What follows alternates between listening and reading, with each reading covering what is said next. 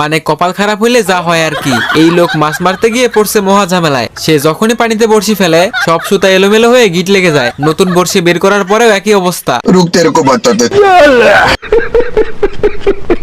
তো এখানে একটা ছোট বাচ্চা ভাঙ্গা বড়শি দিয়ে টপাটপ মাছ তুলতেছিল। এইটা দেখে এই লোক যখনই সেখানে মাছ ধরতে যায়, তোর মরণের চুলকানি উঠছে। এইবার নদীতে এসে বড়শিতে টোপ লাগিয়ে পানিতে ফেলে। হায় রে কপাল, মাছে টোপ নিয়ে গিয়ে ভেঙে অমলেট বানাইতেছে। এই লোক ভেড়ার পিছনে একটা বাড়ি মারে। চামড়া জায়গাতেই আছে কিন্তু ভেড়া বের হয়ে গেছে। ভাই এইটা মুরগি না অন্য কিছু? আমার সাদা মনে প্রশ্ন, এই মুরগি টয়লেট করে কয়বার? এইটা হচ্ছে ডিজিটাল হাঁস। ভাই হাঁসের চামড়া কলার মতো ছিলতেছে।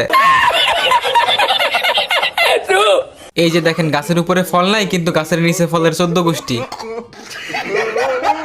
এখন আর ইট সিমেন্ট দিয়ে বাড়ি বানাইতে হবে না। দোকানে যান, একটা বাড়ির বক্স কিনেন, তারপর জমির মধ্যে এনে ফালাই দেন, সেকেন্ডে বাড়ি হাজির। তরাই থাক ভাই, দেশের সব ইঞ্জিনিয়ার আর বিজ্ঞানীদের নিয়ে আমি উগান্ডায় চলে গেলাম।